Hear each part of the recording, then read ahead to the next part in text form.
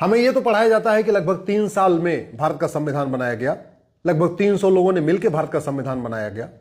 हमें यह भी पढ़ाया जाता है कि बाबा साहब अंबेडकर ड्राफ्टिंग कमेटी के चेयरमैन थे।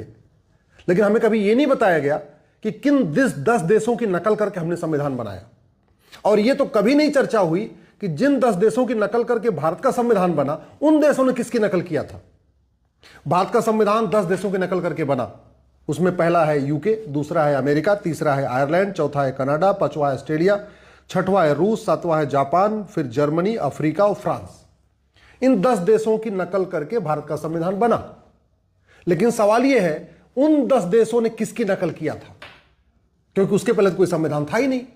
आपको जान के आश्चर्य होगा, जिन 10 देशों से हमने नकल किया है, उन 10 देशों ने अपना संविधान बनाने से पहले वेद को पढ़ा, उपनिषद को पढ़ा, महाभारत को पढ़ा और सबसे इंपॉर्टेंट उन्होंने मनुस्मृति को पढ़ा। America, Britain, Ireland, Canada, Australia, रूस, जापान, जर्मनी, अफ्रीका और फ्रांस का जो संविधान है उसमें 50% जो कंटेंट है वो मनुस्मृति से लिया गया। और हमारे देश में मनुस्मृति का अपमान भी किया जाता है। हमारे देश में मनुस्मृति बच्चों को पढ़ाई भी नहीं जाती। दुनिया के कई कॉन्स्टिट्यूशन एक्सपर्ट ने कहा कि Manusmriti is the first codified law of the world. कई लोगों ने कहा कि Manusmriti is the first codified law of the अर्थ। और हमारे यहां मनुस्मृति में क्या क्या लिखा हुआ है इसको कभी बताया नहीं। वर्मा, थाईलैंड, कंबोडिया, जावा, बाली, मिस्र, पर्शिया, ग्रीस, रोमन में मनुस्मृति को आज भी पूरे सम्मान के साथ देखा जाता है और वहां बहुत इस पर चर्चा होती है। यूरोप, अमेरिका, ब्रिटेन, जर्मनी में आज भी मनुस्मृति को पढ़ाया जा रहा है, ला के कोर्सेज में शामिल किया गया है। Max Muller, McDonald, Keith, Thomas और जूई, इन लोगों ने कहा था कि Manusmriti is the first codified law of the earth, Manusmriti is the first codified law of the world. और हमारे यहां इसकी कोई चर्चा ही नहीं हो रही है, उल्टा अपमान और किया जाता है। भारत का जो सुप्रीम कोर्ट है, इसके पहले प्रिवी काउंसिल होती थी और प्रिवी काउंसिल के जज थे विलियम जोन्स। उनको जब मनुस्मृति के बारे में पता चला, चूंकि उनको संस्कृत नहीं आती थी, तो पहले उन्होंने 2 साल तक संस्कृति सीखा और संस्कृति भाषा सीखने के बाद उन्होंने पूरी मनुस्मृति को पढ़ा। और विलियम जोन्स के जो जजमेंट है प्रिवी काउंसिल में, उन्होंने बाकायदा मनुस्मृति को कोट किया हुआ है। जर्मनी के दार्शनिक नीत्शे ने कहा था कि बाइबल की तुलना मनुस्मृति से करना मनुस्मृति का अपमान होगा। उन्होंने कहा था मनुस्मृति बाइबल की कभी तुलना ही नहीं हो सकती। और यह भी कहा था कि दोनों की तुलना करना अपने आप में पाप है। अमेरिका में encyclopedia of social science, Cambridge history of India, Keith ने हिस्ट्री ऑफ संस्कृति जो लिखा है, पीवी कांडे साहब ने धर्मशास्त्र का इतिहास लिखा है। इन सब में मनुस्मृति के ऊपर बहुत विस्तृत चर्चा की गई है। मनुस्मृति पहला ऐसा ग्रंथ है जिसने कहा था कि जन्म के आधार पे भेदभाव नहीं हो सकता है। और बाकायदा श्लोक है, जन्मता जायते शूद्र कर्मणा द्विज उच्यते, कि जन्म के आधार सभी लोग जन्म से शूद्र होते हैं और कर्म के आधार पर उनका वर्ण बदल जाता है। यानी जो जैसा कर्म करेगा वैसा उसका वर्ण कहलाएगा। कोई ब्राह्मण कहलाएगा, कोई क्षत्रिय कहलाएगा, कोई वैश्य कहलाएगा, कोई दलित कहलाएगा। ये जन्म के आधार पर नहीं, कर्म के आधार पर कहलाएगा। वो फ्लेक्सिबिलिटी दुनिया के किसी धर्म ग्रंथ में नहीं है जो फ्लेक्सिबिलिटी मनुस्मृति ने दिया। धर्म के जो 10 लक्षण बताए हैं वो पहली बार पूरी दुनिया में मनुस्मृति में बताया गया। यत्र नारस्तु पूज्यते रमन्ते तत्र देवता। जिस जमाने में महिलाओं को बराबर माना ही नहीं जाता था, महिलाओं को उपभोग की वस्तु माना जाता था, उस समय भगवान मनु लिखते हैं यत्र नारस्तु पूज्यते रमन्ते तत्र देवता।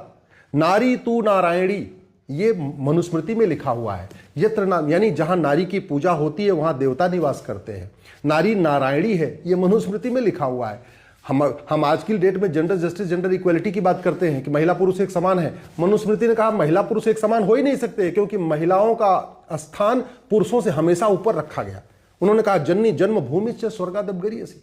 मनुस्मृति का वर्णन वाल्मीकि जी ने अपने रामायण में किया है। मनुस्मृति का वर्णन वेद व्यास जी ने महाभारत में किया है। और उस मनुस्मृति को हम भुला चुके हैं या अपमान कर रहे हैं। मनुस्मृति, भारत के संविधान में टोटल 22 चैप्टर है और मनुस्मृति में टोटल 12 चैप्टर है। 12 चैप्टर में पहला चैप्टर है सृष्टि की उत्पत्ति, दूसरा है ब्रह्मचर्य आश्रम एवं शिक्षा, तीसरा अध्याय है विवाह संस्कार और पितृपूजा, चौथा अध्याय मनुस्मृति का है गृहस्थ धर्म और भोजन के नियम, पांचवां अध्याय है महिलाओं के कर्तव्य और शुद्धता, छठवां अध्याय है वानप्रस्थ और संन्यास आश्रम। 4 आश्रम होने चाहिए। 25 साल तक सब लोग पढ़ाई लिखाई करेंगे, ब्रह्मचर्य का पालन करेंगे। 25 से 50 गृहस्थ आश्रम होगा। 50 के बाद अपनी जिम्मेदारी अपने बेटे को सौंपेंगे और वानप्रस्थ में जाएंगे, और 75 के बाद सब कुछ छोड़ के संन्यास आश्रम की तरफ जाएंगे।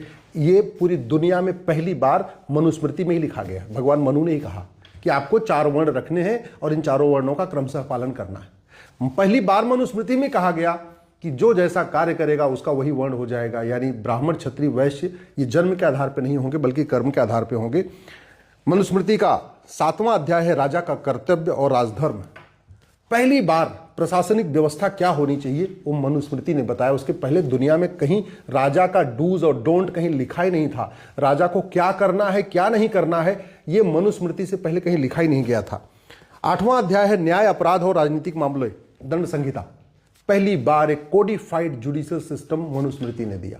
सुप्रीम कोर्ट के बहुत सारे जजमेंट में भी इसका वर्णन है।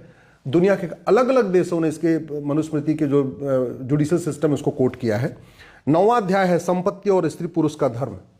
10वां अध्याय है वर्गों का मिश्रण और आपद धर्म। 11वां अध्याय है पाप और प्रायश्चित। 12वां अध्याय है कर्मफल, त्रिगुण और मोक्ष। आश्चर्य देखिए, जो किताब कहती है कि मूर्ति पूजा ये ज्यादा जघन्य अपराध है बलात्कार से, यानी बलात्कार कम अपराध है, मूर्ति पूजा ज्यादा अपराध है, उस किताब को कभी किसी जलाने की हिम्मत नहीं पड़ती।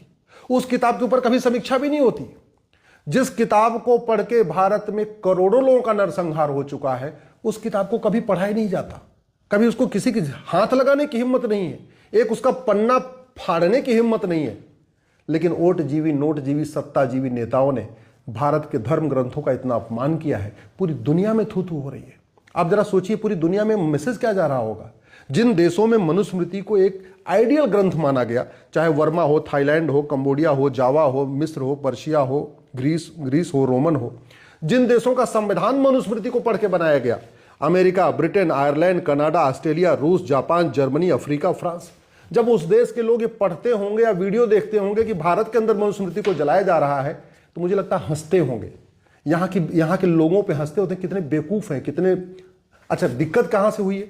मनुस्मृति में श्लोकों में अंतर है, इसलिए कौन सी मनुस्मृति असली है कौन सी नकली है इस पे समस्या है। क्योंकि मनुस्मृति का हर व्यक्ति ने अपने अपने हिसाब से लिखा। जैसे भगवत गीता की बहुत सारी व्याख्या हुई है। भगवत गीता पे एक व्याख्या महात्मा गांधी ने किया, भगवत गीता पे एक व्याख्या अब्दुल कलाम ने किया, भगवत गीता की एक व्याख्या महर्षि अरविंदो ने किया, भगवत गीता की एक व्याख्या ओशो ने किया है। सबसे जो बड़ी व्याख्या किया ओशो ने किया। ओशो का तो पूरा 8 वॉल्यूम का पूरा भगवत गीता पे ही, भागवत पे ही पूरा है, उनका है, अपनी पुस्तक है।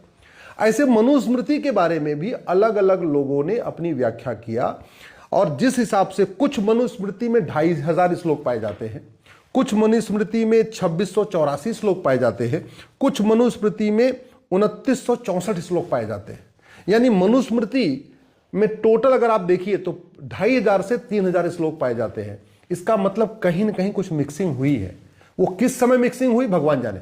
अंग्रेजों के जमाने में मिक्सिंग हुई, मुगल काल में मिक्सिंग हुई, या मुगल काल अंग्रेजों के पहले मिक्सिंग हो गई थी, या बौद्ध काल में मिक्सिंग हुई, अशोक के समय में मिक्सिंग हुई मनुस्मृति में, या चाणक्य के समय में मनुस्मृति हुई, ये शोध का विषय है।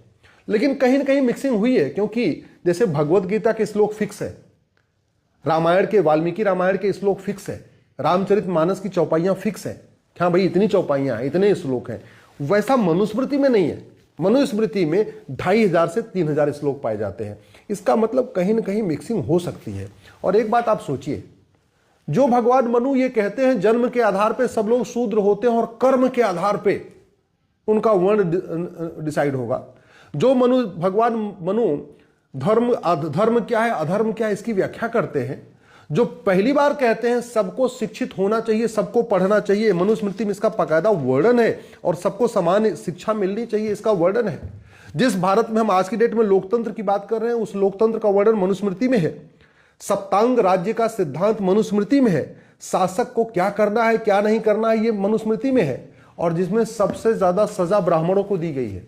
आपको जान के आश्चर्य होगा, उन्होंने सजा की जो क्राइटेरिया रखा उसमें कहा था चूंकि ब्राह्मण जाति से नहीं, मतलब पढ़े लिखे विद्वान लोग, सबसे अगर वही अपराध होगा तो सबसे सेम अपराध में दलित को सबसे कम सजा होगी, ब्राह्मण को सबसे ज्यादा सजा होगी। क्यों? क्योंकि वो कम पढ़ा लिखा है, वो ज्यादा पढ़ा लिखा है। जो उस मनुस्मृति में ये व्यवस्था है, उस मनुस्मृति को जलाया जा रहा है, अपमान किया जा रहा है, और लोग देख रहे हैं, बुद्धिजीवी शांत बैठे हुए हैं। इसलिए मैं कहता हूं अब समय आ चुका है, एक बार पूरे देश में मनुस्मृति पे चर्चा किया जाए, स्कूल में, कॉलेज में मनुस्मृति पे चर्चा किया जाए। इतना महान ग्रंथ जिसको पढ़ पढ़ के दुनिया के 10 देशों ने अपना संविधान बनाया, और उन 10 देशों की नकल करके हमने अपना संविधान बनाया। जिन 10 देशों की नकल करके हमने संविधान बनाया, उन 10 देशों में इस पे आज भी रिसर्च हो रहा है, आज भी इसके ऊपर अध्ययन चल रहा है, और हम अपने ग्रंथ का अपमान कर रहे हैं। मुझे लगता है कहीं न कहीं इसके लिए वोट जीवी नोट जीवी नेता जिम्मेदार हैं, पार्टियों के दल गुलाम जिम्मेदार हैं, और बहुत बड़ी मात्रा में सनातन धर्म ग्रंथों को बदनाम करने की साजिश चल रही है। ये जितने लोग मनुस्मृति का अपमान कर रहे हैं, मैं सरकार से निवेदन करता हूं और मांग करता हूं, इनके एनजीओज की जांच कराएं। या तो किसी को एफसीआरए से फंडिंग आई है, या तो हवाला से फंडिंग हो रही है, या तो कालाधन से फंडिंग हो रही है, या तो जो हलाल इकोनॉमी है उससे उनको फंडिंग हो रही है। कहीं ना कहीं इनको फंडिंग हो रही है। अदरवाइज इतने महान धर्म ग्रंथ को इस तरीके से उसका अपमान करना, मुझे लगता है कहीं ना कहीं ये बड़े प्लान्ड वे में किया जा रहा है। ये विदेशी शक्तियों के इशारे पे किया जा रहा है, राजनीतिक पार्टियों के इशारे पे किया जा रहा है, और नेताओं के इशारे पे किया जा रहा है।